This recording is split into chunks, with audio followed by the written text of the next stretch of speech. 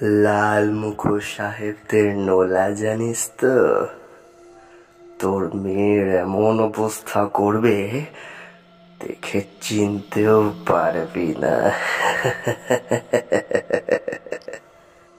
হ্যাঁ রে তারানাথ, বিয়ের পর আমি যখন শ্বশুর বাড়ি চলে যাব তখন তোর কষ্ট হবে। শঙ্কর ঘোষের মুখোমুখি হওয়া আর চাঁদ কোকড়া সামনে দাঁড়ানো একই ব্যাপার ভাই। এখানে একটু দাঁড়িয়ে যা, ও চলে গেলে তারপর ইগোই।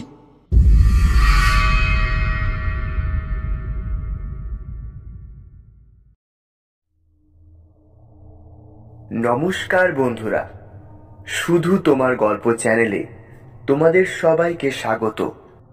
আশা করি তোমরা সবাই ভালো আছো। আজ আমরা তোমাদের জন্য নিয়ে এসেছি তারানাথ তান্ত্রিকের একটি ফ্যান ফিকশন গল্প। আজ তোমরা শুনবে ইমনের লেখা তারানাথ তান্ত্রিক ও নিশিকালী। স্বনামধন্য লেখক বিভূতিভূষণ বন্দ্যোপাধ্যায় তারানাথ তান্ত্রিক চরিত্রটি সৃষ্টি করেন। পরবর্তীকালে তার সুযোগ্য পুত্র তারাদাস বন্দ্যোপাধ্যায় এই চরিত্রটি এগিয়ে নিয়ে যান। কিন্তু তারানাথ তান্ত্রিক সমগ্র পাঠক মহলে এমন একটি মাইল ফলক হিসেবে গড়ে ওঠে যে পরবর্তীকালে এই চরিত্রটি নিয়ে তৈরি হয় নানান ফ্যান ফিকশন স্টোরি, যা পাঠক মহলে অনেক জনপ্রিয় হয়ে ওঠে। আজ তেমনই একটা ফ্যান ফিকশন স্টোরি তোমরা শুনতে চলেছ। আশা করি এই গল্পটিও বাকি তারানাথ ফ্যান ফিকশন স্টোরির মতো তোমাদের ভালো লাগবে। তোমাদের কাছে একটাই অনুরোধ, গল্পের বেটার সাউন্ড এফেক্ট পাওয়ার জন্য তোমরা হেডফোন ব্যবহার করো। চলো আর দেরি না করে শুনে নেওয়া যাক আজকের গল্প। শুরু হচ্ছে শুধু তোমার গল্প নিবেদিত তারানাথ তান্ত্রিক ও নিশিকালী।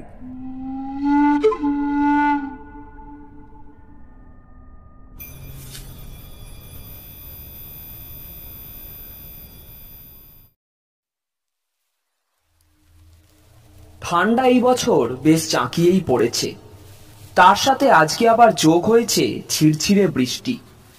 অন্যদিন হলে হয়তো অফিস থেকে ফিরে দুটো ডাল ভাত খেয়ে সোজা লেপের ভেতর সেঁধিয়ে যেতাম, কিন্তু আজ রবিবার, ছুটির দিন।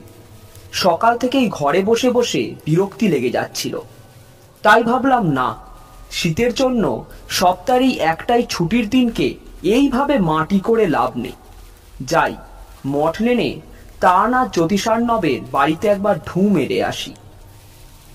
তারানাথের কাছে অন্তত 2 সপ্তাহে একবার করে যাওয়াটা একটা নেশার মতো হয়ে গেছে।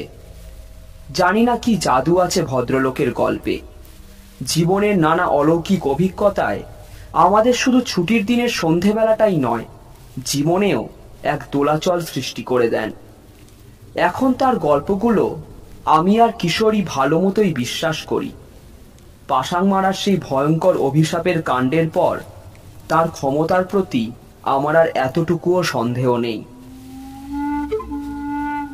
তাই বলতে গেলে এখন এক অদ্ভুত বিশ্বাস আর গল্প শোনার নেশা, দুটোর জন্যই আমি আর কিশোরী যাই তার বাড়ি।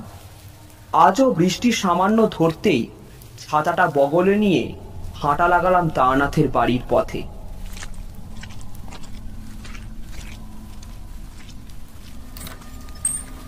তারানাথের বাড়ি ঢুকে দেখি কিশোরী আগেই এসে বসে চা খাচ্ছে। আমার সাথে কিশোরীর তারানাথের বাড়ি আসা নিয়ে কোনো কথা না হলেও আমি জানতাম কিশোরী আজকে আসবে। দীর্ঘদিন তারানাথের বাড়ি এসে এমন একদিনে যে আরেকজন ঠিক চলে আসবে, এটা আমরা বেশ বুঝতে পারতাম। তারানাথকে প্রণাম করে কিশোরীর মুখের দিকে চেয়ে দেখলাম তার মুখ গম্ভীর হয়ে আছে। কিশোরীকে জিজ্ঞেস করলাম, কি হে, আজকের আকাশের মতো এমন মুখটা ভার করে আছো কেন? কিশোরী বলল, টিভিতে খবরটা দেখোনি? আজ বিকেলে কি হয়েছে? না হে, 2 দিন হলো টিভিটা খারাপ হয়ে আছে। লোককে খবর দিয়েছি, কিন্তু সে ব্যাটার এখনো আসা হলো না। কালই আর একবার গিয়ে বেশ কড়া করে শুনিয়ে আসবো। কেন, কি হয়েছে? মোহনবাগান হেরেছে বুঝি? না, তার চেয়েও অনেক অনেক খারাপ খবর। আজ এই খোদ কলকাতায় একটি মেয়ের বীভৎস লাশ উদ্ধার হয়েছে। বেশি দূর নয়, টালিগঞ্জের সাইডেই। মেয়েটা সিনেমায় কাজ পাওয়ার জন্য কয়েক মাস যাতায়াত করছিল শরৎ স্টুডিওতে। পুলিশ বলছে মেয়েটাকে গণধর্ষণ করে খুন করা হয়েছে। ইস, ছি ছি ছি ছি ছি ছি ছি। মানুষের চামার বৃত্তি যেন দিন দিন বেড়েই চলেছে। মেয়েদের যেন সব ভোগের বস্তু পেয়ে গেছে। আর পুলিশ জানোয়ারগুলোকে ধরে উচিত শাস্তি দিতে পারছে না। কিছুদিন আগেই তো তোমার ওই পুরুলিয়ায় কোথায় যেন একটা আদিবাসী মেয়েকে ধর্ষণ করে খুন করলো। কই, তাদেরও তো ধরা গেল না। ছি, এই পশুগুলোর জন্য দেশটা যেন রসাতলে যাচ্ছে। তারানাথ কিশোরীর আনা একটা পাশিংশ জ্বালিয়ে বলল,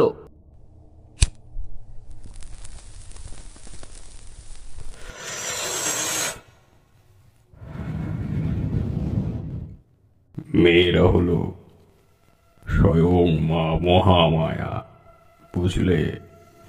যেদিন তারা নিজেদের লক্ষ্মী রূপের থেকে কালী রূপ ধারণ করবে, সেদিন তারাই এদের শাস্তি দেবে। আর সেই শাস্তি তোমাদের ওই ফাঁসি কাঠের চেয়েও অনেক ভয়ানক হবে। কিশোরী বলল, বলছেন কি ঠাকুরমশাই, মেয়েরা কিভাবে সেই শক্তিশালী শয়তানগুলোর মোকাবিলা করবে? বরং তাতে তো তাদের আরও বিপদ বাড়বে। পুলিশ প্রশাসনই তো কিছু করতে পারছে না এখানে। তারানাথ স্মিত হেসে বলল, নারীদের শক্তি সম্বন্ধে কতটা জানো তুমি কিশোরী?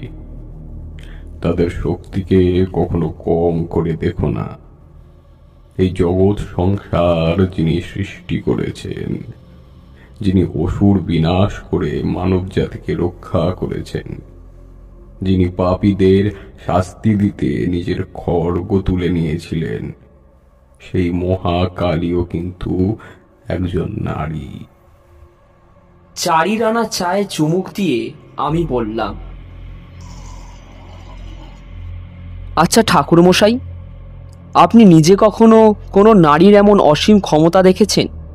মানে আপনার সেই মাতু পাগলি বা মধুসুন্দরী দেবী সবাই তো মহাশক্তিধারিণী, কিন্তু কোনো সাধারণ নারীর শক্তিকে দেখেছেন আপনি? তারানাথ একটু চুপ করে থেকে সিগারেটের 2-3টে লম্বা টান দিল। তারপর বলল,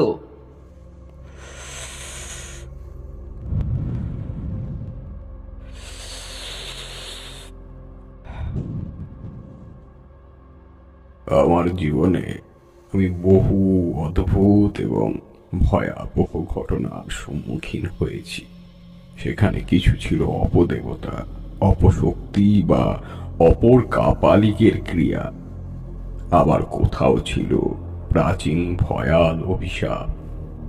কিন্তু জীবনে একটিবার আমি এক সাধারণ মেয়ের এমন এক ঘটনা নিজের চোখের সামনে দেখেছিলাম, যা বৃদ্ধ বয়সে এসে ভাবলেও আমার ভিতরে এক অদ্ভুত শিহরণ সৃষ্টি করে। এই ঘটনার প্রত্যক্ষদর্শীদের মধ্যে ছিল কেবল 3 জন, আমি, আমার ছোট মাসি আর আমার মামার বাড়ির চাকর ভজন। ভজন বা ছোট মাসি কেউই আজ আর বেঁচে নেই। কিশোরী বলল, বলুন না সেই ঘটনা, আমরাও জানতে চাই। এই ঘটনার রেশ আমার জীবনে এবং আমার মামার বাড়িতে বহুদিন চলেছিল। তবে আজ এই বয়সে দাঁড়িয়ে ভাবলে মনে হয় পৃথিবীতে এমনভাবে অত্যাচারের ধ্বংস হওয়া দরকার। আমার তন্ত্রভাগ্যের জন্য সেবার নিজের অজান্তেই যেন স্বয়ং মা মহাকালীর দেখা পেয়েছিলাম। তারানাথ কপালে হাত দুটো নিয়ে গিয়ে একবার প্রণাম করল। জয় মা, জয় জয় মা। তারপর বলল, বলি তাহলে শোনো। তারানাথ তার গল্প আরম্ভ করল। আজকের ঘটনা শুনে তোমরা হয়তো আমাকে পাগল বা ভণ্ড ঠাওরাতে পারো, কিন্তু জেনে রেখো, এটা আমার সম্পূর্ণ সুস্থ মস্তিষ্কে দেখা ঘটনা। তখনও আমার তন্ত্র জীবন কিছুই শুরু হয়নি। এমনকি সেই শূকর পালকটির সাথেও আমার দেখা হতে বেশ কিছু সময় বাকি আছে। বলতে পারো তারই কিছুকাল আগের ঘটনা এটি। তন্ত্র জীবনে তখনও প্রবেশ না করলেও সমবয়সী বাচ্চাদের সাথে খেলা বা অযথা হই হুল্লোড় করে বেড়ানো তেমন পছন্দ ছিল না আমার। তার চেয়ে জীবনের গহীন রহস্য আর এই বিশ্ব প্রকৃতির লীলা আমায় অনেক বেশি টানত। বেশিরভাগ সময় কাটাতাম জঙ্গল, মাঠ কিংবা জলার নির্জন কোনো স্থানে। শ্মশানে যাওয়াও শুরু করেছি তখন। যতদিন যাচ্ছে শ্মশানের প্রতি যেন এক আলাদা আকর্ষণ অনুভব করছি। একদিন আমার মামাতো দিদির বিয়ে উপলক্ষে মায়ের সাথে মামার বাড়িতে গেলাম। মামার বাড়ি দক্ষিণ 24 পরগনায়। একেবারে সুন্দরবনে না হলেও তার চেয়ে খুব বেশি দূরে ছিল না। দিদির বিয়ের তখন প্রায় 1 মাস মতো দেরি আছে, কিন্তু আজকালকার মতো হুট করে সব জোগাড় যন্ত্র তো তখন আর করা যেত না। তাই মা আগে ভাগেই রওনা দিলেন আমাকে নিয়ে। দিদির বিয়ের কেনাকাটিও টুকটুক করে শুরু করা যাবে, আবার ছুটি কাটানো হবে। এখানে আমার মামার বাড়ি, বিশেষ করে আমার দিদির সম্পর্কে 2-1 কথা বলে রাখা দরকার। আমার মামাতো দিদির নাম ছিল নয়নতারা। আমার থেকে এই 7-8 বছরের বড় হবে। অনেকদিন ধরেই দিদির বিয়ের সম্বন্ধ চললেও বিশ্বযুদ্ধ আর পুলিশের অত্যাচারে সব ভেস্তে যাচ্ছিল। যুদ্ধ থামতে মামারা আবার জোর কদমে সম্বন্ধ দেখা শুরু করে এক ভালো পাত্র স্থির করেন। আমার ছোট মাসি ছিল এই দিদিরই বয়সী। দুজনের মধ্যে একেবারে গলায় গলায় ভাব ছিল। তুই তো কারিতেই কথা চলতো দুজনের। মামারাও আর বিশেষ আপত্তি করেননি। ছোট মাসি কম বয়সে বিধবা হয়েছিলেন। বিধবা বিবাহ তখন শুরু হয়ে গেলেও গ্রামের দিকে নানা হাঙ্গামায় পড়তে হতো তা নিয়ে। তার উপর ইংরেজদের নির্লজ্জ লোভে তখন বাজার দর আকাশ সমান। বিধবার বিয়ে দেওয়ার ঝক্কি তো কম নয়। তবে মায়ের ইচ্ছে ছিল দিদির বিয়ের পরই একটা ভালো জায়গায় মাসির বিয়ে দেবেন। মা মাসিকে নিজের সন্তানের চেয়ে কম ভালোবাসতেন না।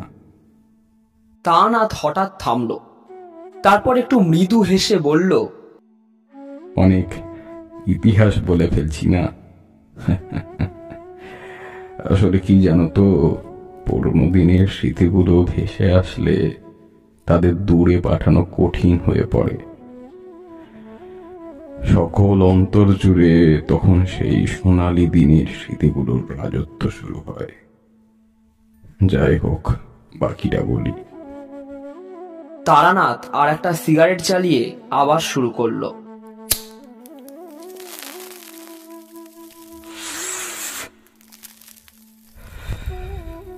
তখন ব্রিটিশদের বিরুদ্ধে বিপ্লবী আন্দোলন শুরু হয়ে গিয়েছে।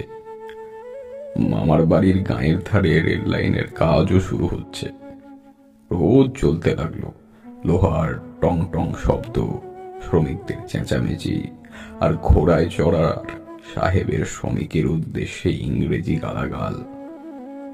তবে বিকেলের সময় যখন কুলি কামিনরা সব জিনিসপত্র গুছিয়ে ফিরত, চারদিক বেশ শান্ত হয়ে আসতো। আর এই নির্জনতাটা উপভোগ করতেই আমি যেতাম রেল লাইনের ধারে। সন্ধ্যের সময় সেখান থেকে কালো ধোঁয়া উড়িয়ে চলে যেত কোনো এক রেলগাড়ি। অবাক বিস্ময়ে তাকিয়ে দেখতাম সব।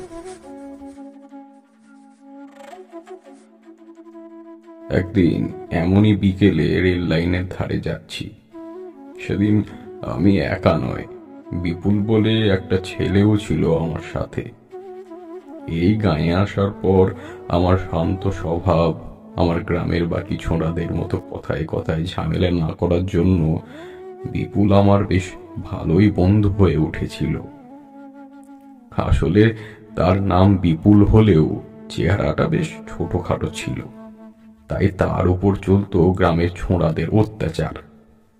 তাই তাদের সাথে খেলার চেয়ে আমার সাথে বিকেলে বেড়ানো অনেক শ্রেয় বলে মনে করে সে আমার সঙ্গে রেল লাইনের ধারে চলল। রেল লাইনের কাছাকাছি তখন প্রায় এসে গেছি। এমন সময় দেখি আমার বড় মামা আর তার সঙ্গে একটা অচেনা লোক দাঁড়িয়ে কিসের যেন কথাবার্তা চলছে। তাদের দেখে বিপুল আমার হাত ধরে হিড় করে নিয়ে গিয়ে রেল লাইনের জড়ো করা কাঠের বাক্সের পিছনে লুকিয়ে পড়ল। বিপুলকে বললাম, কি হলো বিপুল, এখানে লুকিয়ে পড়লি যে? উনি তো আমার বড় মামা, উনি কিছু বলবেন না?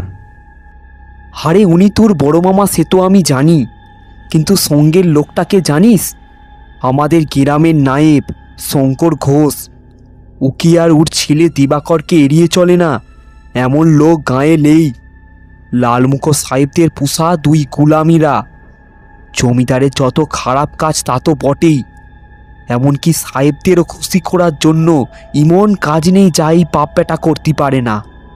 শঙ্কর ঘোষের মুখোমুখি হওয়া আর জাতকোকরা সামনে দাঁড়ানো একই ব্যাপার ভাই। এখানে একটু দাঁড়িয়ে যা, ও চলে গেলে তারপর ইগোই। বিপুলের কথা শুনে আমিও লুকিয়ে দাঁড়িয়ে গেলাম কাঠের বাক্সগুলোর পিছনে। আর সত্যি বলতে কি, সেই বয়সে শঙ্কর ঘোষ নামে লোকটার দশাশয় চেহারা, দুই রক্তবর্ণ চক্ষু আর হাতের বেতের লাঠিটা দেখে একটু গাটা ছমছম করে উঠেছিল। কিছু কিছু লোক থাকে যাদের বোঝার জন্যে জ্যোতিষের দরকার হয় না, এমনি বাইরে থেকে দেখলেই অনেক কিছু বোঝা যায়। বিকেলের ম্লান হয়ে আসা আলোয় শঙ্কর ঘোষের মুখটা দেখে মনে হচ্ছিল পৃথিবীতে এমন কোনো হীন কাজ নেই যা এই লোকটা করতে পারে না। বাক্সের পিছনে লুকিয়ে শঙ্কর ঘোষের গলা শুনতে পেলাম, কি হে সমর, মেয়ের জন্য পাত্তর খুঁজছ শুনলাম। হ্যাঁ ঘোষবাবু, মেয়েটা নয় নয় করে অনেক বড় হলো, এবার বিয়ে না দিলেই নয়, তাই আর কি একটু। তা ভালো ভালো ভালো। তা বলি কি, হাতের সামনে যখন ভালো ছেলে আছে তখন আবার পাত্তর খোঁজা কেন? বলি চোখের মাথা টাথা কি গেছে তোমার? আগে ঘোষবাবু, আপনার কথাটা তো ঠিক বুঝলাম না, যদি একটু বুঝিয়ে বলেন।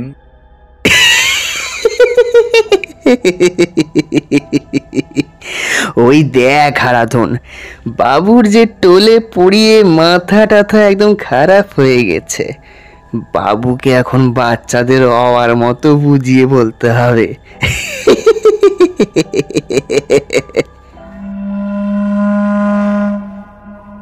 তাহলে দেখো সম্পদ, তোমাকে খুলেই বলি, আমার 10টা নয় 5টা নয়, একটা মাত্র ছেলে, তাই ছোট থেকে যা চেয়েছে তাই দিয়েছি ওকে। যত বড় হতে লাগলো হতভাগা চাষার মেয়েগুলোর দিকে ওর নজর যেতে লাগলো।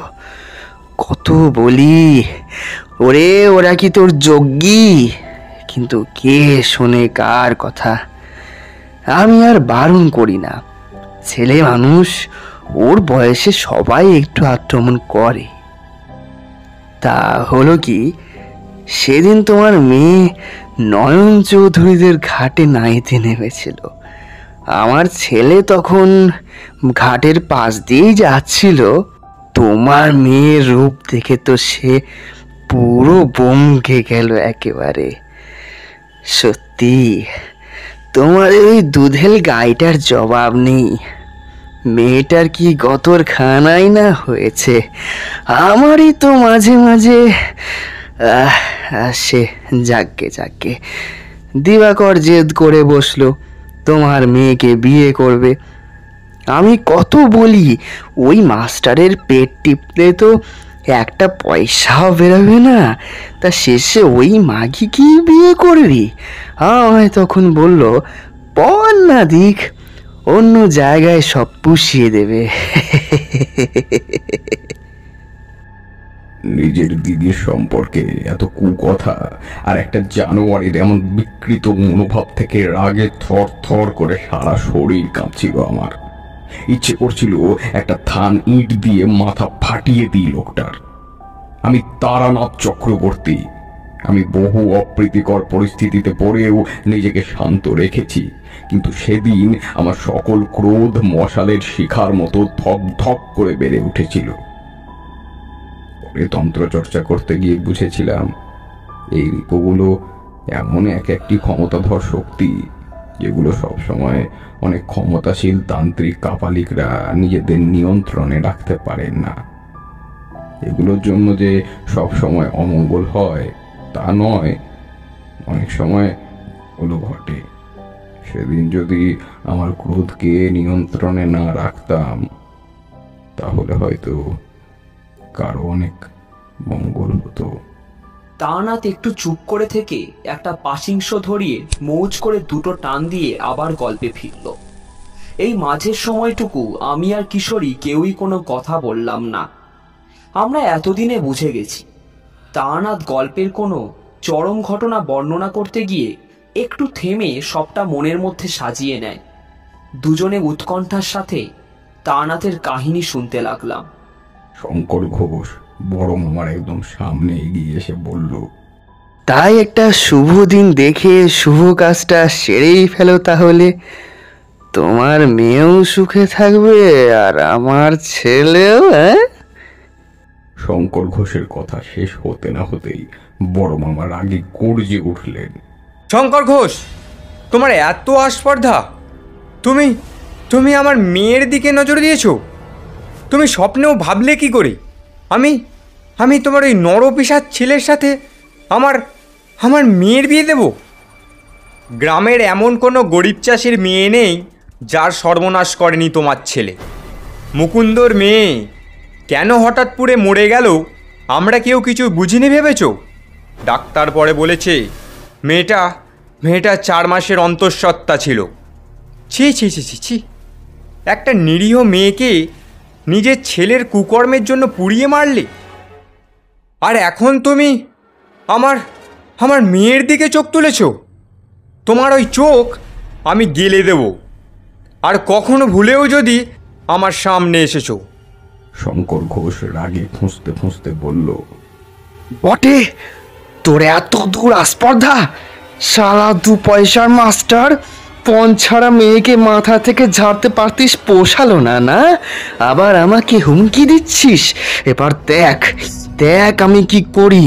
তোর চোখের সামনে যখন আমার পোষা লাঠিয়াল থেকে লাল মুখো সাহেব পর্যন্ত সবাই তোর মেয়েকে নিয়ে কামড়াকামড়ি করবে, তখন বুঝবি তুই কার মুখের উপর না করেছিস। লাল মুখো সাহেবদের নোলা জানিস তো? তোর মেয়ের এমন অবস্থা করবে দেখে চিনতেও পারবি না। মামার রাগে চিৎকার করে উঠলেন, শঙ্কর! তারপর সপাটে একটা চর কষিয়ে দিলেন শঙ্কর ঘোষের গালে। ইচ্ছে করছে এক্ষুনি তোর গলা টিপে তোকে শেষ করে দিই, কিন্তু না, তোর এই বিচার স্বয়ং জমিদার করবেন। দরকার হলে আমি ম্যাজিস্ট্রেট সাহেবের কাছেও যাব। তোর আর তোর ছেলের সব পর্দা ফাঁস করব, তারপর দেখব কে বাঁচায় তোকে। রাস্তার শেয়াল কুকুরও তোকে দেখে নাক সিটকবে, এই বলে গেলাম। কথাগুলো এক নিঃশ্বাসে বলে মামা গট গট করে হাঁটতে লাগলেন। পিছন থেকে চেঁচিয়ে শঙ্কর ঘোষ বলতে লাগলো, তুই শঙ্কর ঘোষের গায়ে হাত দিয়েছিস মাস্টার, তোকে এর ফল ভোগ করতেই হবে। তোর ওই মেয়েকে যদি না আমি সাহেবদের কাছে বিক্রি করতে পেরেছি তাহলে আমার নাম শঙ্কর ঘোষ নয়।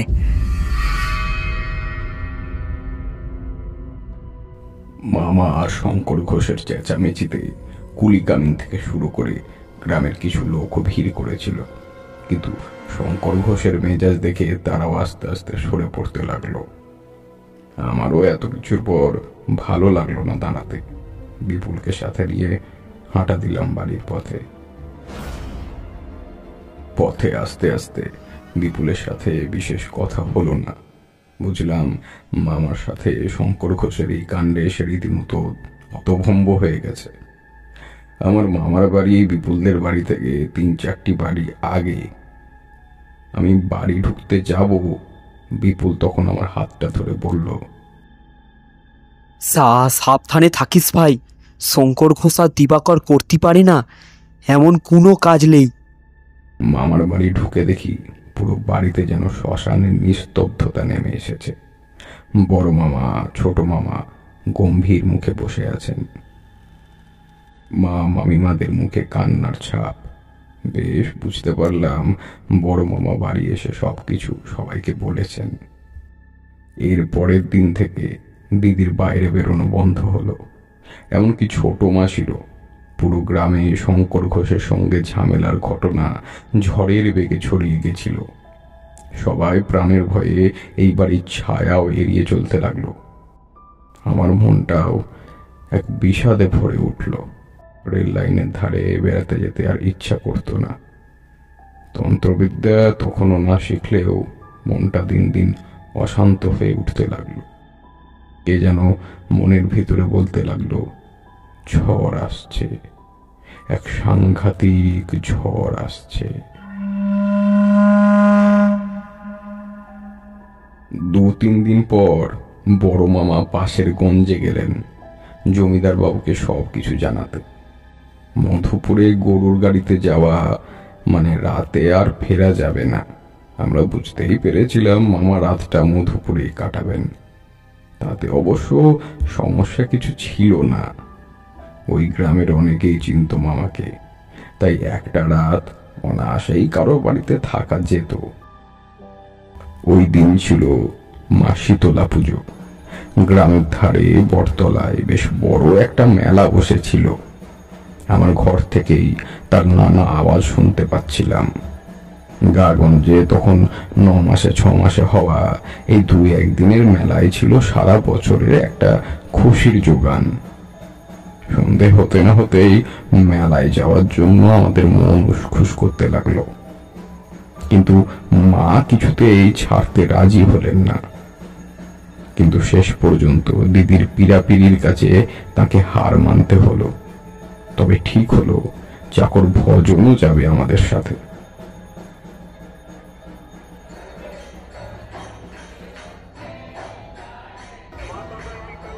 কোনো কোনো সময় মানুষ অনেক উৎসাহ নিয়ে কোনো কাজ করতে গেলেও এমন কিছু ঘটনা ঘটে যার ফলে পূর্বের সেই অদম্য উৎসাহ তার মধ্যে আর দেখা যায় না।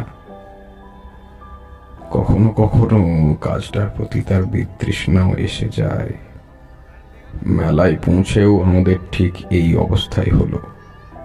সব লোক এক অদ্ভুত দৃষ্টিতে আমাদের, বিশেষ করে দিদিকে দেখতে লাগলো। জিলিপির দোকানে যাই আর পাঁপড় ভাজার দোকানে যাই, সব জায়গাতেই লোকেরা আমাদের দিকে তাকিয়ে ফিস ফিস করতে লাগলো। এর সাথেই চলতে লাগলো ভজনের বাড়ি ফেরার তাগদা। কিছুক্ষণ পর বিরক্ত হয়ে আমরা বাড়ির দিকে পা বাড়ালাম, কিন্তু সেখানেও বিপদ।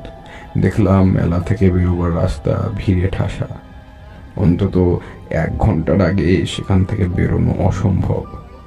দিদি এই ভিড় দেখে একটু দূরে আমাদের নিয়ে গিয়ে বলল, চ এদিক দিয়ে বেরোতে গেলে অনেক সময় লাগবে, তার চেয়ে চ বটতলার পিছনের যে রাস্তাটা সোজা রেল লাইন ধরে চলে যাচ্ছে সেটা ধরে চলে যাই, বাড়িও তাড়াতাড়ি পৌঁছে যাব।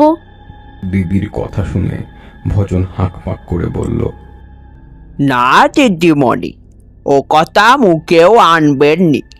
আপনাদের যদি এখন এই ভর সন্ধেবেলা রেল লাইনের রাস্তা ধরে নিয়ে যাই, মা ঠাকুরন যে আমার গরদান নেবেন।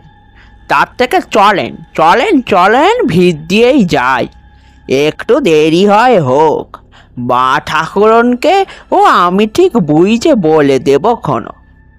দিদি ভজনকে ধমক দিয়ে বলল, তুই চুপ কর তো, সবেতেই তোর বেশি ভয় কেন? রেল লাইনের রাস্তায় কি বাঘ বসে আছে যে আমরা গেলে আমাদের খেয়ে নেবে? চুপচাপ জোরে পা চালিয়ে চলে যাব, ব্যাস। তুই আমাদের পিছনে লণ্ঠন নিয়ে থাকবি, কেমন? তোমরা তো আবার আমার কথা শোনো না। এখন এই ভর সন্ধেবেলা এই রাস্তা দিয়ে যাচ্ছে, এখন বাড়িটা ঠিকঠাক পৌঁছতে পারলে হয়। বৃদ্ধ ভজন এরপরও কাঁইগুনি করতে থাকলেও বাড়ির একমাত্র আদরের মেয়ের জেদের কাছে তাকে হার মানতে হলো। আমাদের পিছন পিছন কুমড়া মুখ করে সেও রেল লাইনের রাস্তার দিকে হাঁটা দিল। বটতলার পিছনের ছোট মাটির রাস্তা অতিক্রম করে আমরা যখন রেল লাইনের রাস্তায় পৌঁছলাম, একটা ঠান্ডা বাতাস হঠাৎ আমার মুখে ঝাপটা মেরে গেল।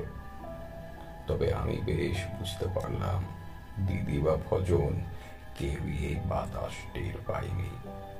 আমার মনটা বড় কু ডাকতে লাগলো। রেল লাইন খুটখুটে অন্ধকার। বিকেলে যেই রাস্তায় অপরূপ আলোর খেলা দেখতে আসতাম, এখন রাত্রে সেই রাস্তারই এমন সর্বগ্রাসী অমানিসা রূপ দেখে আমি কিছু সময়ের জন্য বেশ হতভম্ব হয়ে গেলাম। বেশ বুঝতে পারছিলাম এই অন্ধকার সবার বুকেই ধীরে ধীরে এক অজানা ভীতির সৃষ্টি করছে। ভজনের ক্ষুদ্র আলোকগণ্ডির বাইরের পরিবেশটাকে এক প্রেত জগৎ বলে মনে হতে লাগলো। তবে দিদি এর মাঝেও দু একটা কথা বলে পরিবেশটাকে স্বাভাবিক করতে চাইছিল। তখনও সেই লাইন দিয়ে ট্রেন সেভাবে চালু হয়নি, তাই বলা যায় ট্রেন এসে পড়া নিয়ে আমরা সেরকম কোনো চিন্তাই করিনি। কিন্তু এটা জানতাম যে রাতের দিকে একটা ট্রেন যায় এই লাইন দিয়ে। ভজন তাই মাঝে মাঝে দাঁড়িয়ে লণ্ঠনটা উঁচু করে পিছন দিকটা দেখে নিচ্ছিল। তার সাথে হয়তো অন্য একটা কারণেও দেখছিল, কিন্তু সেই কথা তুলতেও কারোরই কোনো সাহস হচ্ছিল না। বেশ কিছুক্ষণ এইভাবে রাস্তা ধরে হাঁটার পর দিদি আমাকে বলল, হ্যাঁ রে তারানাথ, বিয়ের পর আমি যখন শ্বশুর বাড়ি চলে যাব তখন তোর কষ্ট হবে। আমার বুকের ভিতরটা দিদির কথায় মুচড়ে উঠল। সেই আমি যার তন্ত্র জীবনের জন্য বাড়ি ছাড়তে, পরিবার ছাড়তে বিশেষ কষ্ট হয়নি। একসময় পারিবারিক মায়া বন্ধন যাকে কোনোভাবে স্পর্শ করতে পারত না, সেই আমার শিশু মন এক অতি সাধারণ গায়ের অন্ধকার রাস্তায় পথ চলতে গিয়ে দিদির কথায় বিষাদে ভরে উঠল। ছোট থেকে যতবার মামার বাড়ি আসি, দিদিতে আমাতে ছোট মাসিতে জমে যায় একেবারে। এই অনাবিল আনন্দ আর কদিন পর থেকে থাকবে না। কোন রকমে বললাম, হ্যাঁ হবে বই কি, তখন আর মামার বাড়ি এসে কার সাথেই বা মজা করব, বা বিকেলে লজেন্স জুস কিনতে যাব বল। দিদি আমার পিঠে একটা হাত রেখে বলল, চিন্তা করিস না, আমি আসবো তো মাঝে মাঝে। পুজোতে এখানে আসবি, বেশ জমিয়ে মজা করব। আমি বললাম, হ্যাঁ তুইও আসবি, না আসলে কিন্তু তোর পোষা রাধাকৃষ্ণকে আমি উড়িয়ে দেবো দেখিস। হ্যাঁ, প্রতি পুজোয় আসতে হবে তোকে। দিদি হালকা হেসে বলল, আচ্ছা বাবা, তাই হবে। মায়ের মুখে শুনেছি তোর যিনি জামাইবাবু হবেন তিনি বড় ভালো লোক। যখন আসবো তাকে দিয়ে তোর জন্য কাঁচের গুলি কিনিয়ে নিয়ে আসবো। তবে তোকে তো তেমন সেসব নিয়ে খেলতে দেখি না, সব সময় কেমন উদাস হয়ে থাকিস। হ্যাঁ রে, বড় হয়ে সন্ন্যাসী টন্যাসী হবি নাকি? দিদি এরকম নানা কথায় আমার মন ভালো করার চেষ্টা করতে লাগলো, কিন্তু আমার মন ভালো হলো না। একে এক অজানা আশঙ্কায় মনটা কুড়াচ্ছে। তার উপর দিদির এই কথাগুলো বুকের ভেতরটা ভাঙা চিনেমাটির প্লেটের মতো খান খান করে দিয়ে গেল। কদিন পর যখন দিদির বিয়ে হয়ে যাবে, কি করব তখন মামার বাড়ি এসে?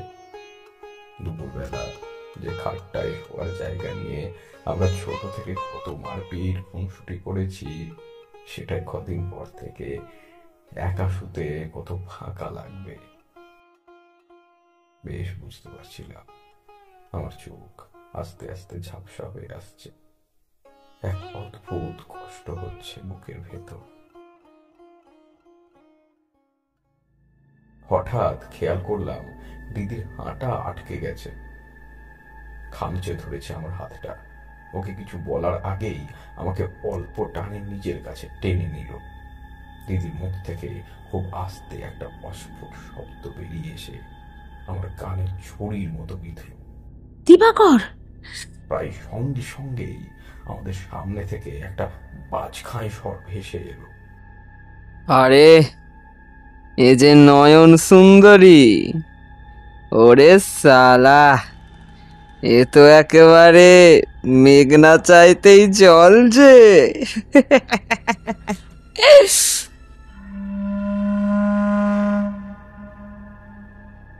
ভজন কাঁপা কাঁপা হাতে লণ্ঠনটা উঁচু করে তুলতে দেখলাম আমাদের সামনে পথ আটকে দাঁড়িয়ে আছে 3-4 ছেলে।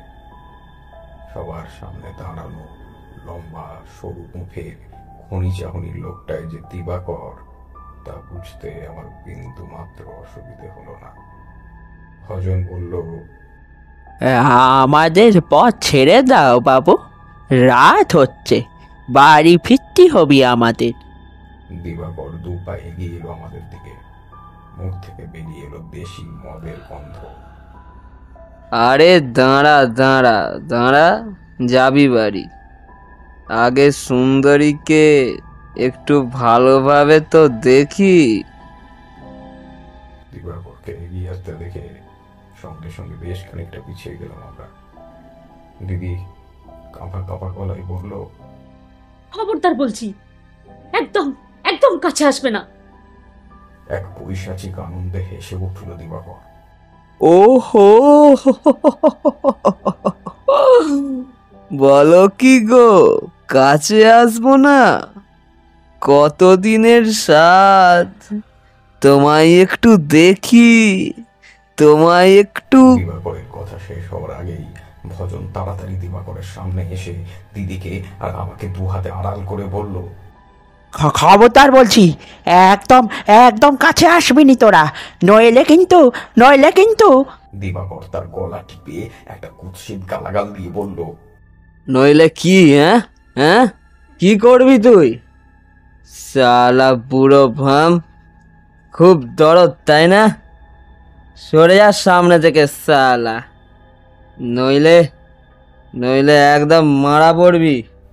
হঠাৎ সবাইকে অবাক করে দিয়ে দিদি রেল লাইন থেকে একটা পাথর তুলে সেটা ছুঁড়ে মারল দিবাকরের মাথা লক্ষ্য করে। দিবাকরের যন্ত্রণায় ছেড়ে দিল ভজনকে। দিদির গলা থেকে ভেসে এলো এক কম্পিত অথচ তেজি স্বর, চলে যা এখান থেকে, চলে যা জানোয়ার। দিবাকর কপালে রক্ত মুছে হিংস্র কণ্ঠে বলল, এত সহজে চলে যাব? তোর বাপ, হ্যাঁ তোর বাপ আমার বাবার গায়ে হাত তুলেছে। আজ তোর এত বড় সাহস, তুই আমাকে মারলি? এবার দেখব কে বাঁচায় তোকে। এই গণেশ, এদের ধর। আজ আমি এই মাগির রূপে দিমাগ ঘোচাচ্ছি। দিবাকরের হুকুম পেয়ে একটা সন্ডা লোক ভজনের হাত পিছমোড়া করে টেনে ধরল। যন্ত্রণায় ভজনের গলা থেকে আর্তনাদ বেরিয়ে এলো। দিবাকর এক পা করে লোলুপ দৃষ্টি নিয়ে এগিয়ে যেতে থাকলো দিদির দিকে। আমার হাত পা অবশ্যই গেল। যেভাবেই হোক এই নারী লোলুপ শয়তানটার হাত থেকে দিদিকে বাঁচাতেই হবে। আমি আর 7-5 না ভেবে ছুটে এগিয়ে গেলাম দিদির সামনে। দিদি তুই পালিয়ে যা এখান থেকে। যা তাড়াতাড়ি পালা।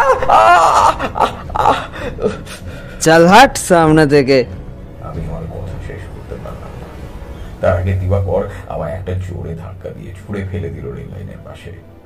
অসহ্য যন্ত্রণায় কাতরাতে লাগলাম আমি। মা, ও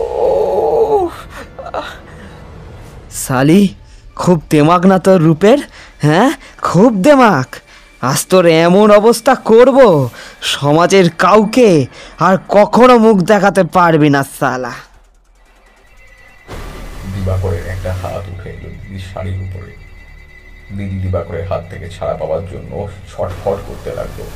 ভজন আমি দুজনেই এগিয়ে আসার চেষ্টা করলাম, কিন্তু ততক্ষণে বাকি তিনজন আমাদের শক্ত করে ধরে ফেলেছে। পিশাচটার হাত থেকে রেহাই পাওয়ার জন্য প্রাণপণ চেষ্টা করতে থাকলো দিদি। দিদির চিৎকার যাতে কেউ শুনতে না পায়, তাই ওর মুখটা চেপে ধরেছে দিবাকর। বেশ বুঝতে পারছি দিবাকরের শক্ত হাতে হাঁসফাঁস করছে দিদি। ধস্তাধস্তিতে শাড়ির অনেকটা ছিঁড়ে গেছে, তবুও দিদি থামছে না। হঠাৎ নিজেকে বাঁচানোর জন্য একটা মরিয়া চেষ্টা করে দিবাকরের হাতে একটা মরণ কামড় বসিয়ে দিয়ে দিদি ছুটে গেল যেদিক থেকে আমরা এসেছিলাম সেই দিকে। আহ!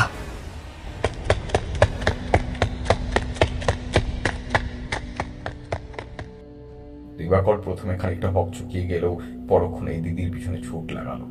তার পিছন পিছন গেল গণেশ নামের লোকটি। দাঁড়া শালি, দাঁড়া দাঁড়া বলছি।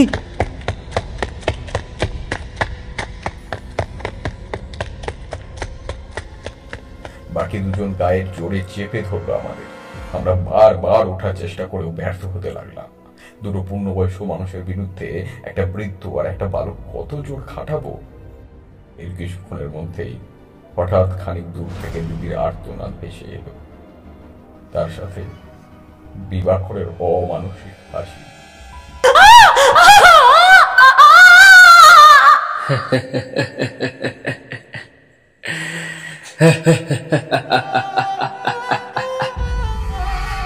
উপরে কেঁদে উঠলাম আমি।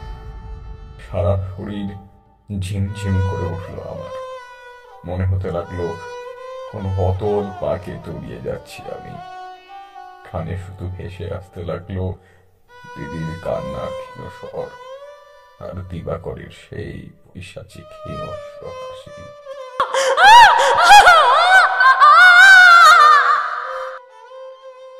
দিদি, দিদি, দিদি,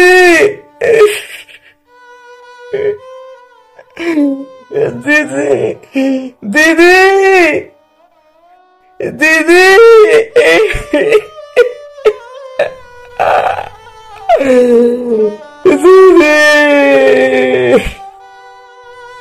খানিক বাদে এদিকে এগিয়ে এলো দিবাকর আর গণেশ। ভজনের পড়ে থাকা লণ্ঠনের আলোয় দেখলাম দিবাকরের পোশাক বিধ্বস্ত। সারা মুখে খেলা করছে এক পৈশাচিক উল্লাস, যেন কোনো হিংস্র পশু এই সবে এক হরিণ শাবককে শিকার করেছে। দিবাকর ভজনকে একটা লাথি মেরে বলল, যা তোদের আদরের নয়নকে ওখানে ওই দেখ ওখানে ফেলে রেখে এলাম। খুব বার বেড়েছিল মেয়ের। শালা আমার গায়ে হাত। যা নিয়ে যা বাড়ি, আর ভুলেও যেন থানা পুলিশ করবি না, নইলে গলার নলি ফাঁক করে পুরো ভাসিয়ে দেবো গঙ্গায়। কথাটা মাথায় রাখিস। দিবাকরের পিছন পিছন তার সঙ্গীরাও মিলিয়ে গেল অন্ধকারে। সারা গায়ে অসহ্য যন্ত্রণা নিয়ে আমি কোনোভাবে উঠে ভজনকে তুললাম। দুজনে মিলে আরো একটাও কথা না বলে ছুটে গেলাম অন্ধকারে, যেদিকে দৌড়ে গিয়েছিল দিদি।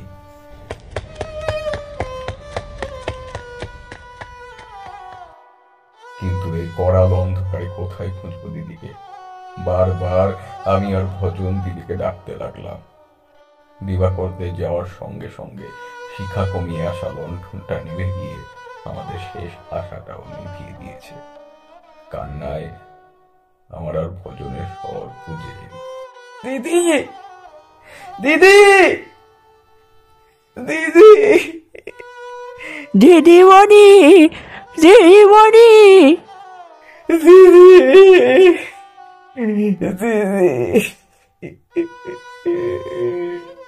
দিদি।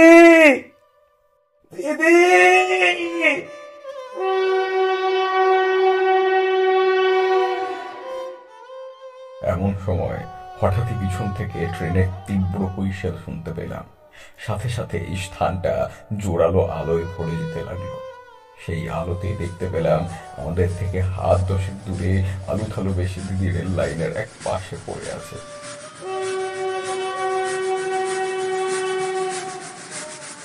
পিছনে তীব্র গতিতে রাতের ট্রেন ছুটে আসছে। আমি আর ভজন পরীক্ষে মুড়ি করে দৌড়ে দিদিকে রেল লাইন থেকে টেনে এক পাশে সরিয়ে আনলাম।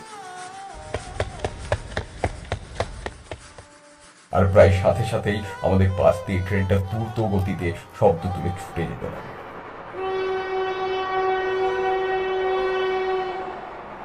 তারই আলো ঝলকানিতে দেখলাম দিদির বিধ্বস্ত চেহারা, সারা গায়ে অজস্র ক্ষত আর আঁচলের দাগ, 2 পা ভেসে যাচ্ছে রক্তে। ভজন তাড়াতাড়ি নিজের গায়ের জামাটা খুলে দিদির গায়ে চাপা দিয়ে দিল। একবার যেন মনে হলো দিদির নাকের কাছে হাতটা নিয়ে গিয়ে একটা স্বস্তির নিঃশ্বাস ফেলল। দিদির এই অবস্থা আমি আর সহ্য করতে পারলাম না, উল্টে পড়ে গেলাম মাটিতে।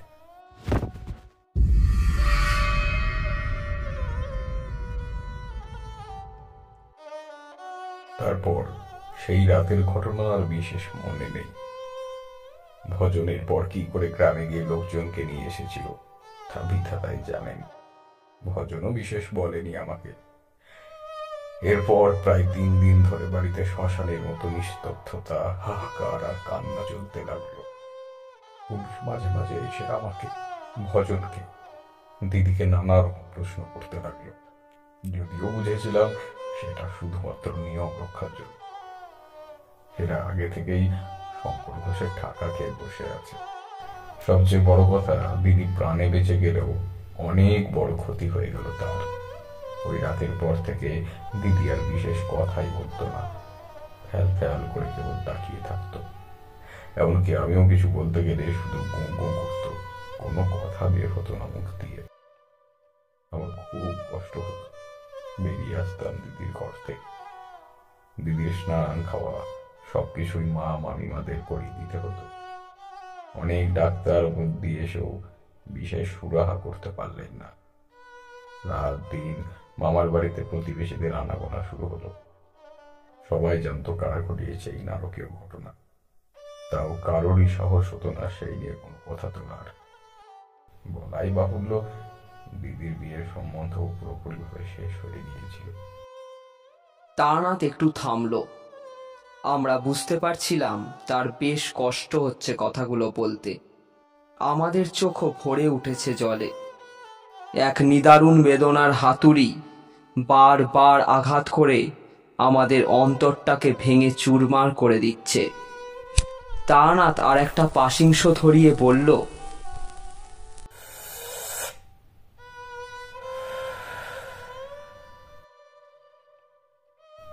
দিন হয়তো এভাবেই চলে যেত, কিন্তু মহাকালের লিখন বলে একটা কথা আছে। সাধনা করতে গিয়ে বুঝেছিলাম এই দুনিয়ায় প্রকৃতির চেয়ে বড় বিচারক আর কেউ হয় না। আর প্রকৃতি নির্দোষের উপর অত্যাচার কখনোই সহ্য করে না।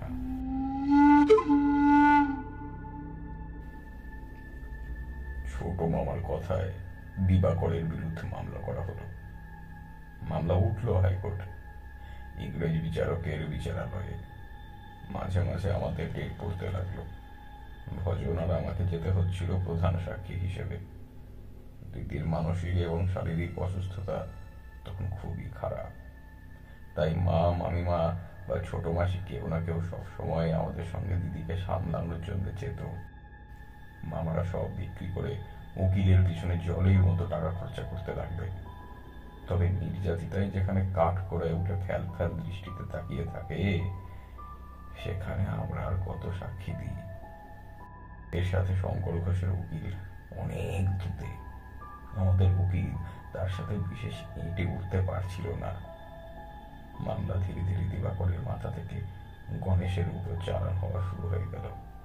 আমরা বেশ বুঝতে পারছিলাম মামলা ক্রমশ আমাদের হাতের বাইরে চলে যাচ্ছে। এমনই একটি ডেটের পর আমি, বড় মামা ভজন আর দিদি বাড়ি ফিরছি। সেদিন ছোট মাসিও গিয়েছিল আমাদের সাথে। কোর্ট থেকে বেরোনোর পর আমাদের উকিল মামাকে ডাকলে মামা একটু দূরে গেলেন। তারপর একটু বাদে ফিরে এসে বললেন, তোরা ট্রেন ধরে সোজা বাড়ি চলে যা। সন্তোষবাবুর সাথে আমার একটু জরুরি কাজ আছে। আমি রাতের ট্রেনে বাড়ি ফিরছি। যা যা, এখনই বেরিয়ে যা, ট্রেনটা পেয়ে যাবি। ভজন, রাস্তা চিনে হাওড়া অবধি যেতে পারবি তো? ভজন অল্প করে শুধু ঘাড়টা নাড়ালো। মামা বললেন, বেশ, যা তাহলে।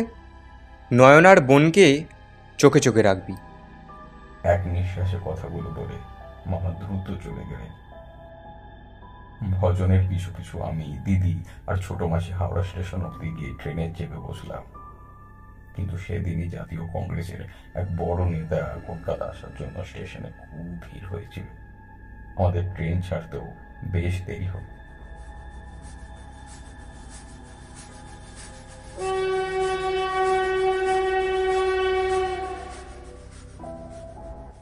ট্রেন যখন আমাদের গ্রামে এসে ঢুকলো তখন রাত প্রায় 8টা বাজে। চারদিক জমাট অন্ধকারে ভরে গিয়েছে। স্টেশনে নেমে আমরা দেখলাম সারা স্টেশন জুড়ে কেবলমাত্র একটা নিভু নিভু লণ্ঠন শিবরাত্রি সলতের মতো কোনো রকমে চলছে। গার্ডের দেখা কোথাও পেলাম না। ট্রেন এক মুহূর্ত দাঁড়িয়ে ইঞ্জিনে থক থক শব্দ তুলে চলে গেল।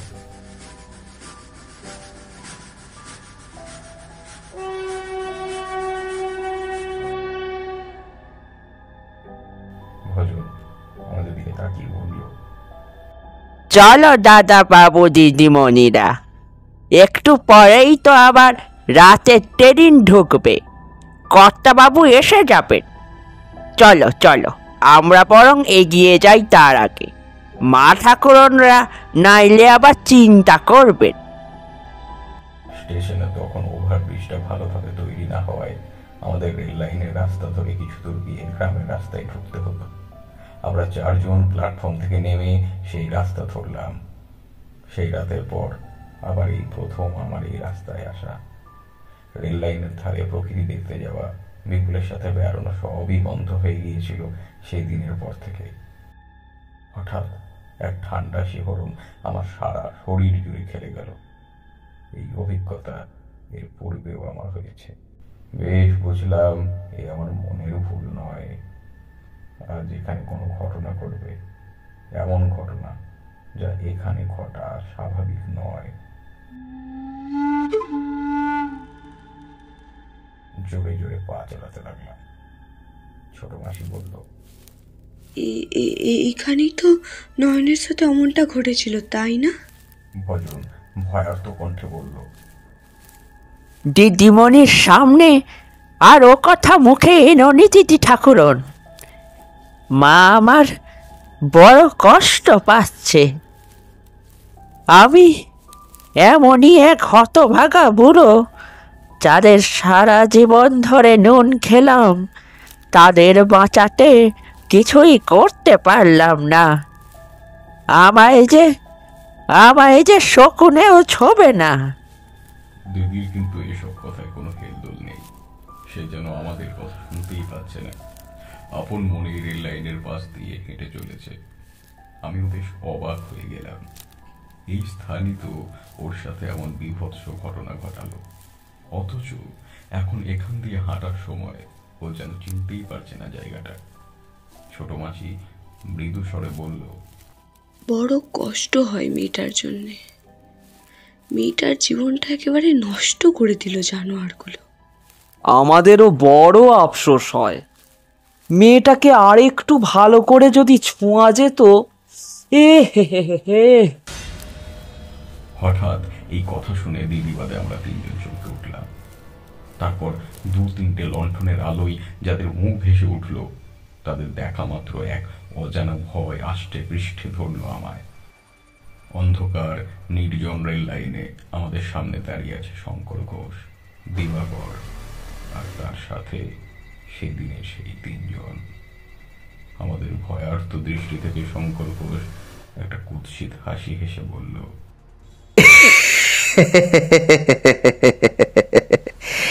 এ খুব ঘাবড়ে গেছে দেখছি। তা তোমাদের জন্য কখন থেকে আমরা বাপ বেটা মিলে এখানে অপেক্ষা করছি। একটা বোঝাপড়া তো বাকি আছে এখনো, তাই না? তা মাস্টার কোথায়? ভজন কাঁপা কাঁপা গলায় বলল, কর্তা বাবু রাতের ট্রেনে এখনই আসবেন, আপনারা রাস্তা ছেড়ে দিন আমাদের, আমরা।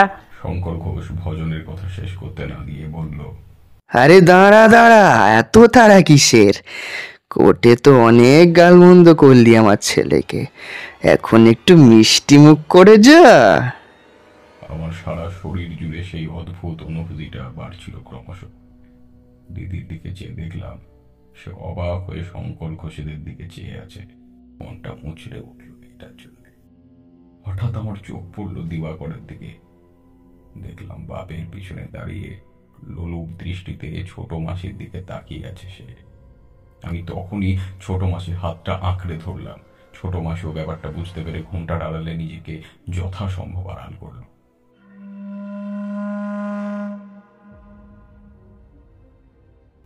এবার দিবাকর শঙ্কর ঘোষের কানে ফিস ফিস করে কিছু বলতে শঙ্করও তাকালো ছোট মাসির দিকে। তারপর ভজনকে বলল, তা বেশ, তুই আর এই ছোড়াটা নয়নকে নিয়ে চলে যা এখান থেকে। আমার ছেলে আবার এঠো জিনিস ছয় না। তবে এই মেয়েটা বরং থাকুক, মাস্টারের চটটা আমার আজও মনে আছে। ওর বোনেরও যে এমন চটক আছে তা যদি আগে জানতাম।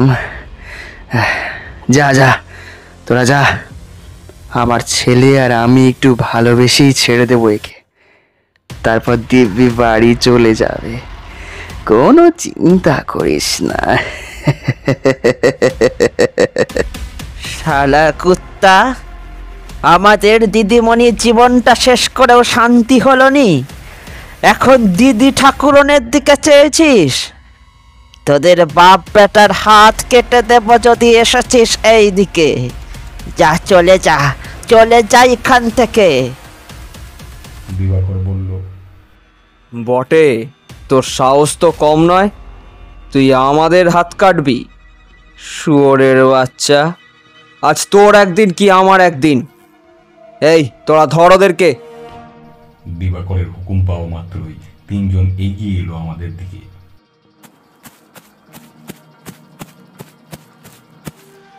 দিদি একবার আমাদের মুখ আর একবার দিবাকরের মুখের দিকে অবাক হয়ে তাকাচ্ছে, যেন কি ঘটছে সে কিছুই বুঝতে পারছে না।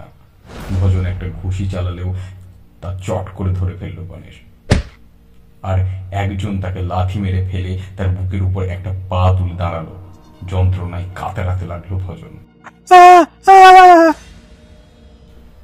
অন্য লোকটাকে আমাদের দিকে এগিয়ে আসতে দেখে আমি ছোট মাসিকে নিয়ে উল্টো দিকে ছুটতে লাগলাম, কিন্তু লোকটা খপ করে এসে আমার চুলের মুঠি ধরে হির হির করে আবার টেনে আনতে লাগলো।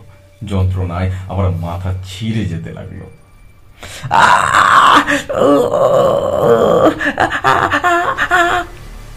ছোট মাসি কাঁদতে কাঁদতে বলল, ছেড়ে দাও, ছেড়ে দাও তোমরা এদের, ছেড়ে দাও তোমরা এদের, তোমাদের পায়ে পড়ি, ছেড়ে দাও, ছেড়ে দাও তোমরা এদের।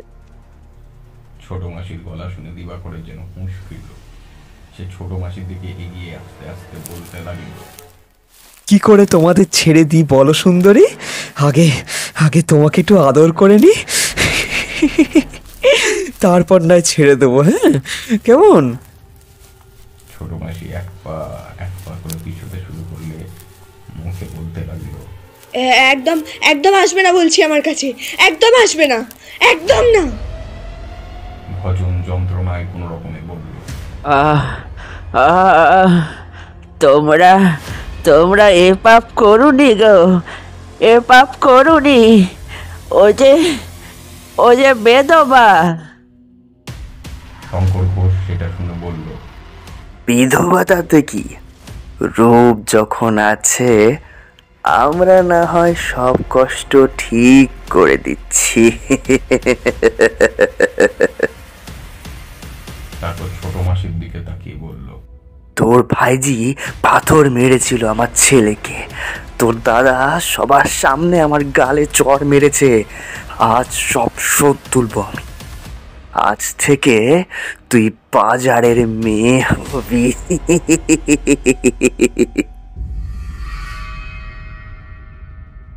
শঙ্কর ঘোষের কথায় আমার চোখ ফেটে জল এলো। পাষণ্ডটা আমার ঘাড় ধরে ফেলে রেখেছে মাটিতে। প্রাণপণে চেষ্টা করছি ওঠার, কিন্তু পারছি না। সেই অবস্থাতে দেখতে পাচ্ছি ছোট মাসি সামনে দাঁড়িয়ে বেড়াল ছানার মতো থরথর করে কাঁপছে। দিদি পেছনে আছে, ঘাড় ঘুরিয়ে দেখতে পাচ্ছি না তার কি অবস্থা। মনে মনে ঈশ্বরকে স্মরণ করতে লাগলাম। নিজের দিদিকে এই জানোয়ারগুলোর হাত থেকে বাঁচাতে পারিনি, কিন্তু ছোট মাসিকে বাঁচাতেই হবে।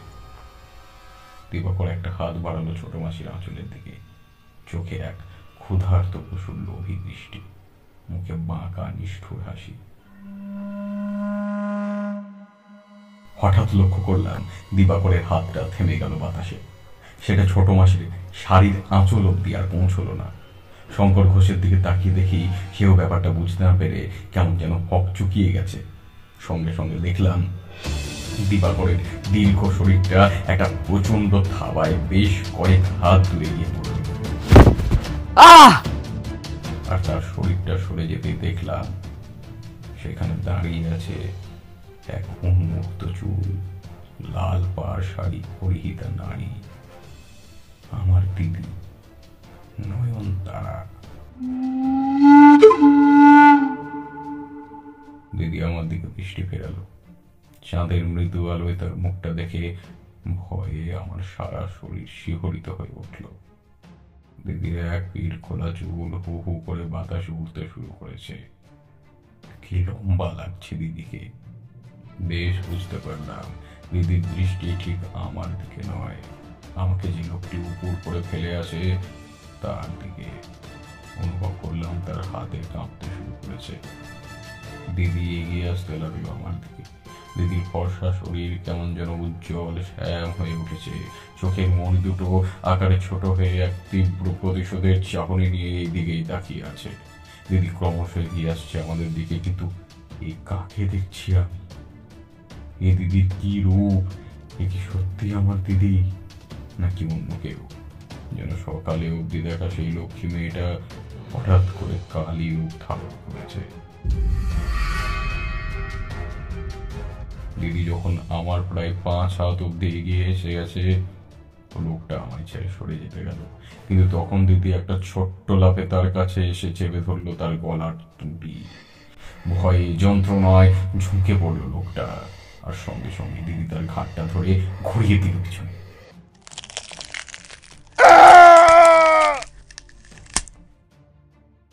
লোকটার শরীরটা একটু ছটফট করে স্তব্ধ হয়ে গেল সঙ্গে সঙ্গে।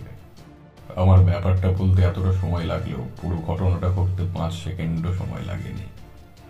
না গায়ের ব্যথা সব ভুলে গেছি তখন, কারো মুখে কোনো কথা নেই, কেবল দিদির গলা থেকে একটা চাপা গর্জন বেরিয়ে এসেছে।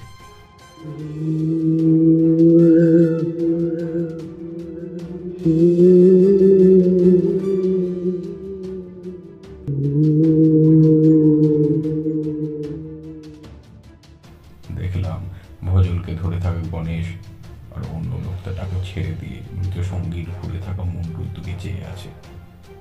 নেশা কেটে গিয়ে তাদের হাঁটু কাঁপতে শুরু করেছে। এবার মাটিতে পড়ে থাকা দিবাকর যন্ত্রণায় কাতরাতে কাতরাতে সঙ্গীদের উদ্দেশ্যে বলল, এই ধর ওদেরকে, ধর। ভয়ে কাঁপতে থাকা দুজন প্রভুর আদেশ অমান্য করতে না পেরে এগিয়ে আসতে গেল দিদির দিকে। আমি, ভজন, ছোট মাসি, শঙ্কর ঘোষ নির্বাক দর্শকের মতো চেয়ে রইলাম। দিদির ঠোঁটের কোণে এক চিলতে হাসি খেলে গেল। লম্বা পায়ে 4 পায়ে এগিয়ে লোক দুটোর গলা দুটো 2 হাতে ধরে মাটি থেকে প্রায় 5 হাত উপরে তুলে ধরল দিদি। দিদির নখ লোক দুটোর গলায় চেপে বসতে লাগলো। যন্ত্রণায় গোঙাতে লাগলো তারা।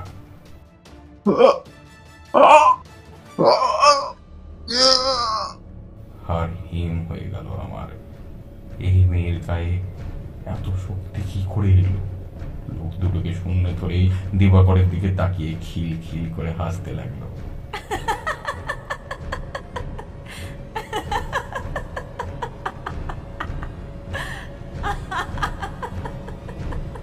তারা নিষ্ফল আক্রোশে হাত পা ছুটতে লাগলো, মুখ দিয়ে নির্গত হতে লাগলো যন্ত্রণা মাখা শব্দ।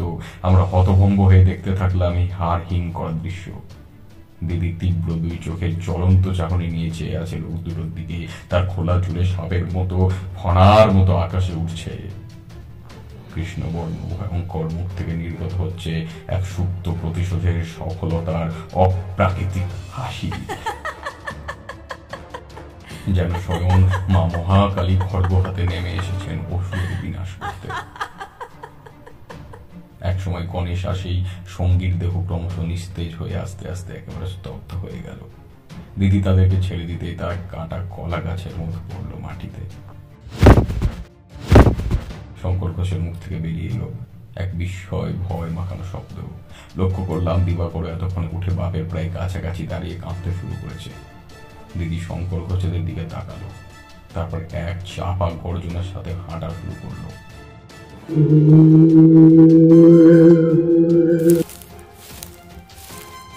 আমার হাত পা অবশ হয়ে গেছে। ভোজন রেল লাইনে বসে স্তম্ভিত হয়ে দেখছে এই দৃশ্য। ছোট মাসির দিকে তাকিয়ে দেখি সে দিদির দিকে তাকিয়ে বুক ফাটা সরে চেঁচিয়ে বলল, শেষ করে দে এদের মা, যারা তো সর্বনাশ করেছে তাদের শেষ করে দে আজকে, শেষ করে দে তাদের আজকে। দিদি ক্রমশ এগিয়ে যাচ্ছে শঙ্কর ঘোষ আর দিবাকরের দিকে। ওরা পিছনে ফিরতে শুরু করলো। হঠাৎ এক তীব্র শব্দ শুনে চমকে উঠলাম আমি। পিছনে তাকিয়ে দেখি এক তীব্র হলুদ আলো ধীরে ধীরে স্থানটাকে ভরিয়ে দিতে শুরু করেছে। ছুটে আসছে রাতে দ্রুত গতি ট্রেন। ট্রেনের হুইসেলের তীব্র শব্দে শঙ্কর ঘোষ আর দিবাকর যেন হুঁশ ফিরল। তারা ছুটতে শুরু করলো পিছন দিকে। ঠিক তখনই দিদি তার দুই হাত দিয়ে ধরে ফেললো দুজনের চুলের মুঠি। যন্ত্রণায় চেঁচিয়ে উঠলো দুজনে, আমাকে আমাকে ছেড়ে দাও, আমাকে ছেড়ে দাও, ছেড়ে দাও আমাকে, আমাকে ছেড়ে দাও, ছেড়ে দাও। দিদি কোনো এক অসীম শক্তির বলে দুজনের চুল ধরে এগিয়ে যেতে লাগলো ট্রেনের দিকে। দুজনে প্রাণপণ চেষ্টা করছে ছাড়া পাওয়া, কিন্তু কোনোভাবেই যেন এই বজ্র আঁটুনি থেকে নিজেদেরকে মুক্ত করতে পারছে না। আহ আহ এই এই ছেড়ে দে আমাকে, ছেড়ে দে, ছেড়ে দে।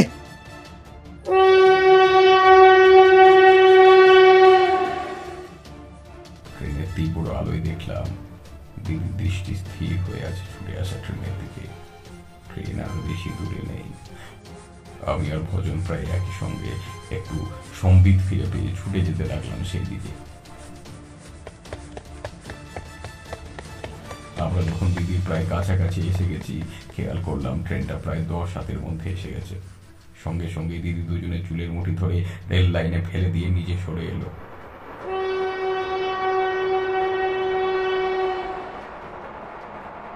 ট্রেনটা একবার হর্ন বাজিয়ে সবেগে ছুটে যেতে লাগলো দুজনের ওপর দিয়ে। দুজনে অস্ফুট আর্তনাদ শুরু হয়ে শেষ হয়ে গেল ট্রেনের তলায়।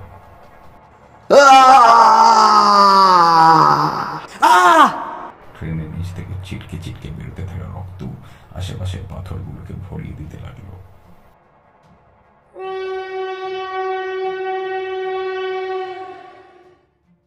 ট্রেন চলে যেতে দেখলাম ছিন্ন বিচ্ছিন্ন হয়ে পড়ে আছে দুজনের রক্তাক্ত লাশ।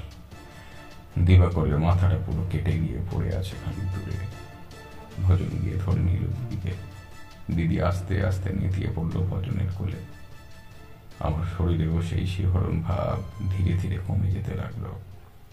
চারিদিকে পড়ে থাকা 5টা বিভৎস মৃতদেহ আর এই খাঁ খাঁ করা পরিবেশ দেখে আমি আর নিজেকে ধরে রাখতে পারলাম না।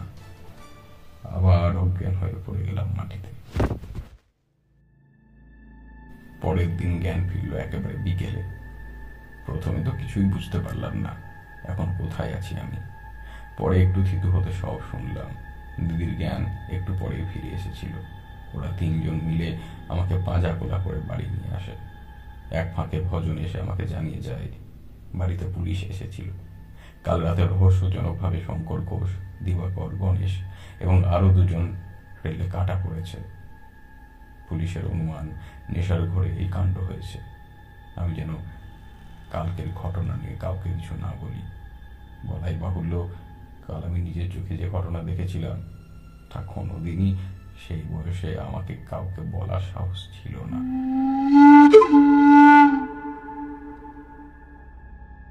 তারানাথ তার গল্প শেষ করল। আমি আর কিশোরী তন্ময়ভাবে শুনছিলাম।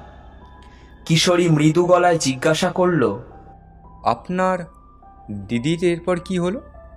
তারানাথ দূরের দিকে তাকিয়ে বলল, আশ্চর্যজনকভাবে ওই রাতের পর থেকে দিদি ধীরে ধীরে স্বাভাবিক হয়ে যেতে লাগলো। কেশও বন্ধ হলো। এই ঘটনার জন্য আমি আর মা প্রায় 1 বছর মামার বাড়িতে ছিলাম।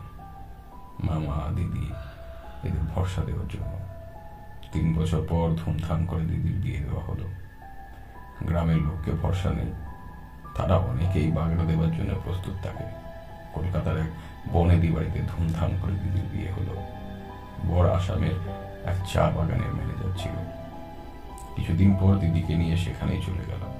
এরপরও বেশ অনেকবারই মামার বাড়িতে গেছি। অনেক সময় দিদির সাথে দেখাও হয়ে গেছে। বেশ আমোদ প্রমোদেই কেটেছিল সেই সময়গুলো। সেদিনের ঘটনা নিয়ে আমি, ছোট মাসি বা ভজন কেউই কখনো সাহস করে দিদিকে কিছু জিজ্ঞেস করিনি। আমরা বিস্ময়ে এবং সেই নারীর প্রতি এক অপার শ্রদ্ধাপূর্ণ মন নিয়ে তারানাথের ঘর থেকে যখন বেরিয়ে আসছি, তখন তারানাথ একটি পাশিংশ ধরিয়ে পিছন থেকে বলল,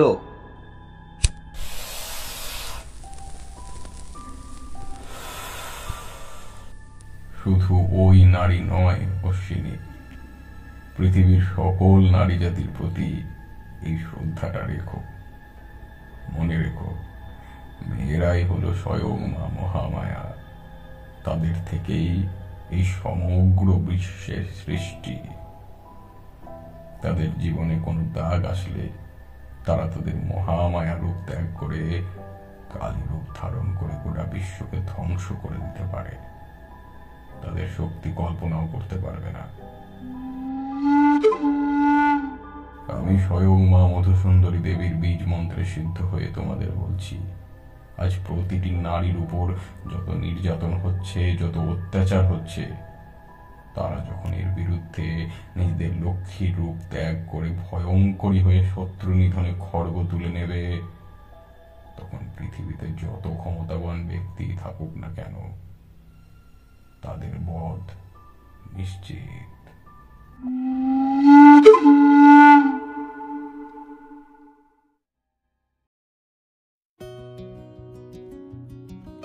আজ তোমরা শুনলে ইমনের লেখা তারানাথ তান্ত্রিক ও নিশিকালী।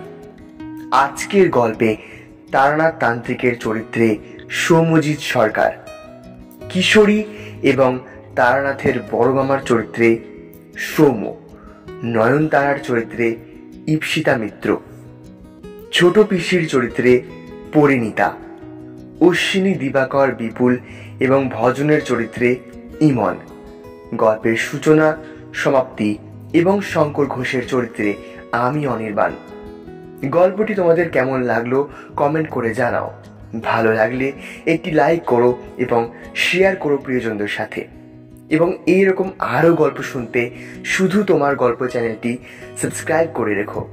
দেখা হচ্ছে আবার কিছুদিন পরে আরও একটি চমকপ্রদ গল্পের সাথে। সবাই ভালো থেকো। নমস্কার।